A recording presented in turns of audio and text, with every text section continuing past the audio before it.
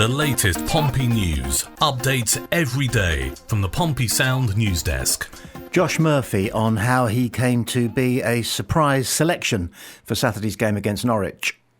I trained a little in the week. It was a decision which was made on Friday morning.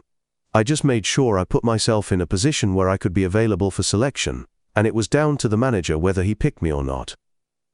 Thankfully he did, and I feel good and raring to go. I ended up playing longer than I was meant to, which was a good thing. I could have played the whole game.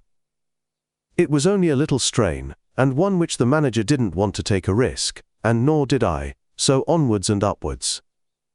You just never know. Sometimes players respond differently to injuries. Luckily for me, this one was a quick turnaround. The medical staff probably wanted me to give Norwich a miss, but I felt fine and got through the game. Every player is different. The injury happened through a bit of fatigue against Pek Zwolle after a long pre-season. I've now picked up an injury at the back end of pre-season in the last 3 years, so maybe next year I'll miss out on the final week of pre-season, but I'm raring to go now. Hopefully I can just stay injury-free and build on last season. Yeah, it's an interesting one. Josh being put out for interview, hard on the heels of John Messino now trying to play down the fact that he occasionally tells lies. What Murphy is saying, or has been invited by the club to say, is that the surprise was down to his surprise at his own swift recovery and his keenness to play. And of course, there's plenty in that. But it, I think, would be valuable if the club were to protect John Messino from further allegations or insinuations or even admissions that sometimes he's a little bit economical with the truth in order to make some benefit for Pompey by confusing the opposition. Because, as some people pointed out at the time that he said, sometimes I tell lies, sometimes I tell the truth, you can be in danger of not knowing what to trust. And fans do want to be entrusted with as much information as possible, within reason. Couple of other interesting things. He's obviously tongue-in-cheek, Josh, when he says that next season probably he won't go in for too much pre-season work, particularly during the last week of pre-season, because he reckons he picked up injuries the last 3 seasons in the last week of pre-season. That in itself is interesting and really deserves the scrutiny of the medical staff. Well, all the backroom people at Pompey, if there's anything in that. And the other thing, which is almost not interesting, but I'll mention it anyway, is that he appears to refer to John Messino as the manager.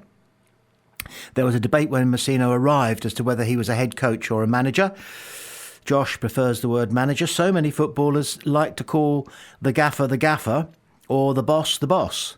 It's nice and respectful, I think, of a formal moniker of the manager.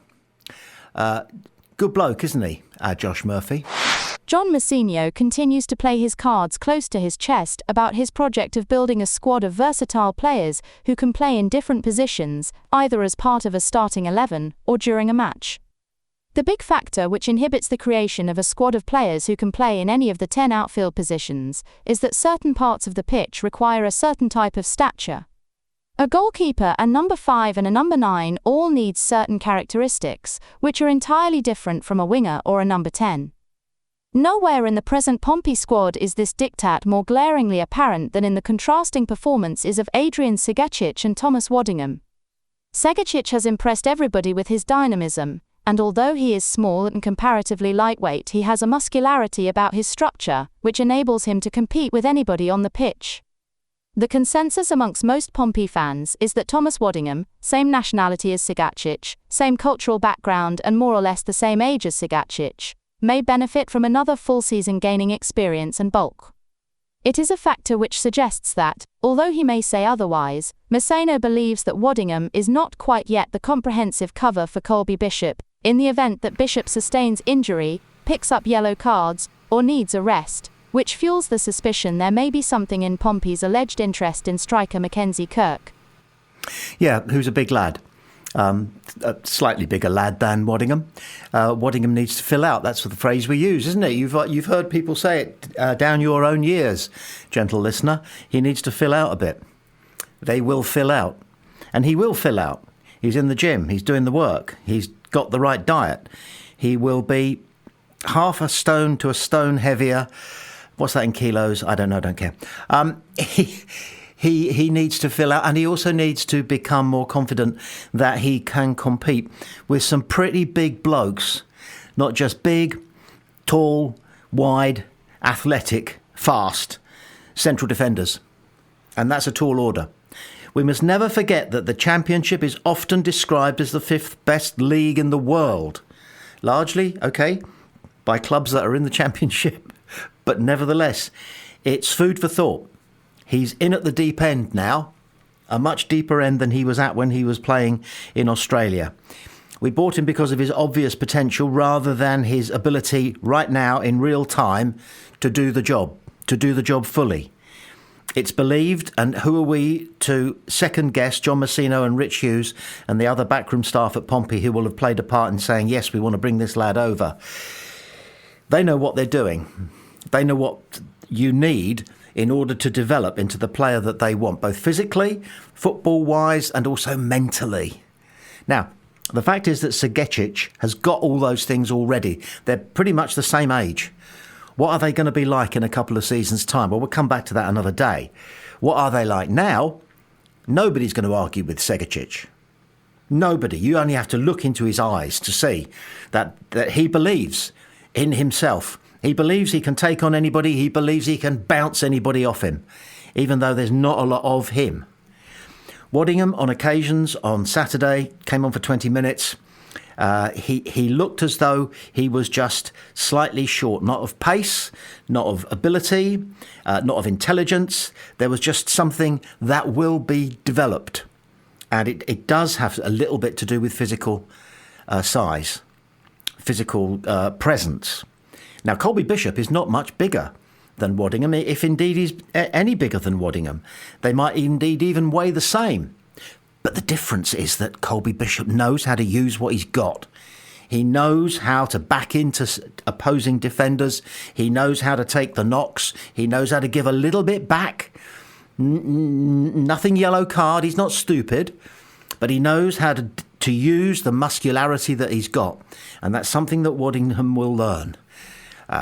No doubt the coaching staff are working on that with him. It will be fascinating to know how the coaching staff divide up their time between seven-a-side games, which apparently are very popular, and shouting out and talking to and then deconstructing the seven-a-side with the players sitting on the ground, and then working on players individually, taking a player away from the squad and going with them, working with them on aspects of their game, talking to them about it and getting them practicing drills and things.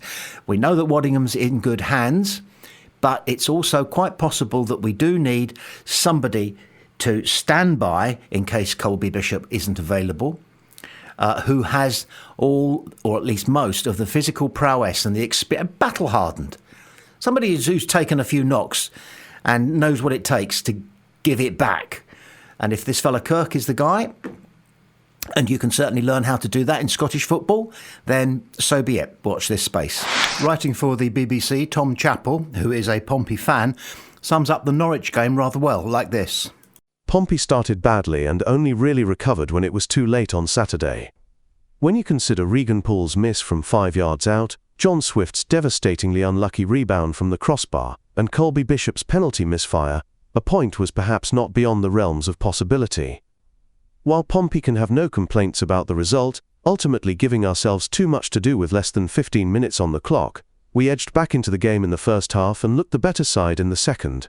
The 2 Norwich goals are a delight if you're on the scoring end, and a really painful watch if you are the side defending them. It's the blink and you'll miss it factor of the Championship, 2 well-worked set pieces and all of a sudden, you're on completely the wrong end of the scoreline on home soil. Messino speaks about it at length during his press conferences. The notion of thinking you've got it cracked at this level is redundant, because as soon as you starting thinking that, this division has a funny way of telling you that you haven't. There's loads of lessons, and plenty to take from Saturday's game. Josh Murphy lacked his usual eye for goal prowess. Callum Lang's injury will leave Portsea Island and those around the world who bleed blue holding their breath, and Adrian Segecic looks to be a complete sensation.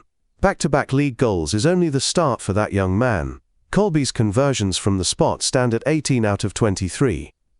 Albeit he has missed a few recently, many of the top strikers on the planet miss penalties, and moreover, miss big chances. It happens. For a man whose return to the side in November last year provided a single-handed pivot towards survival, something that simply wouldn't have been achieved without his immense input, questioning his effectiveness is preposterous. He's still the best man for the job. Pompey travel to the West Midlands next weekend with last season's rout by West Brom remaining fresh in the memory. A point, or anything more, would be a successful afternoon's work.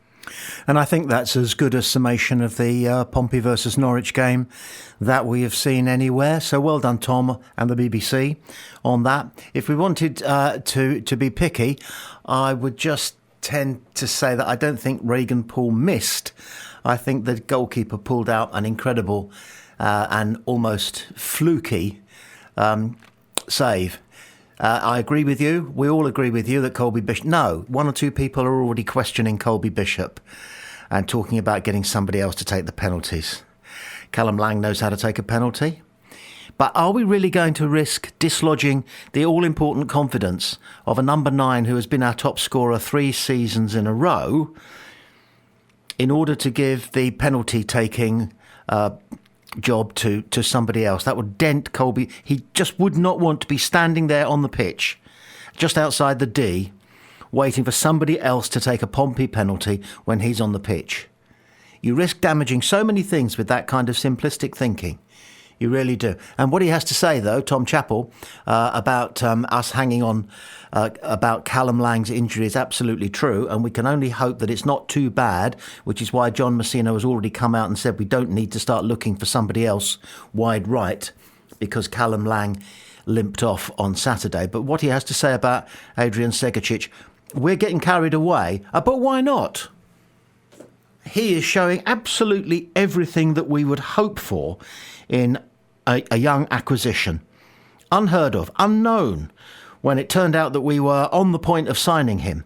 And all of a sudden, look what we've got. He's completely top draw. And you know what else? You know what's crucial too? He's very Pompey, isn't he? Now, I'm not going to go into details to explain what I think that means. I suspect that you know what I mean when I say that, and I think you totally understand. There is something absolutely Pompey about the look of him, the lean look of him, the narrow-eyed look of him, when he has the ball, when he's hunting the ball, when he's just put a couple of inches over the bar, he is astonishingly upset with himself. That should have been a goal. I should have 4 this season already, never mind about 2. Don't we love that? Absolutely love that. The one thing that I think Tom hasn't embraced in his otherwise excellent piece is the following. When we went a goal down, I said to the person sitting next to me, that's okay. They've scored too early. Coming back from 1-0 down at home is not particularly challenging. But then 10 minutes later, it's 2. And you have a problem. You have a problem when you're playing a sophisticated, organised side that defends really well, such as Norwich, because they've got that 2-goal cushion. And they can change the game to suit their circumstance, which is that Pompey are going to need to score not once but twice in order to get anything out of the game. So the longer they can keep it at 2-0, and that does mean doing your fair share of attacking, of course, but with that cushion of 2 goals, OK, there's still 75 minutes to go, whatever it was, plus added. But it's so much easier to defend a 2-0 lead if you know what to do when you are 2-0 up. And one presumes that modern football clubs now talk about every eventuality, or at least they prepare the players to consider what to do under every eventuality. So Norwich were prepared for the possibility that they might take a strident lead over Pompey, possibly early in the game. How to change, how to make sure it stays 2-0. Very nearly did stay 2-0. Mind you, it could equally have been 2-2, couldn't it? There were a lot of opportunities for Pompey to score. And we mustn't forget the last 15, 20 minutes, right? We mustn't dwell too much on the first half. Good summation by Tom Chappell. He's good, isn't he?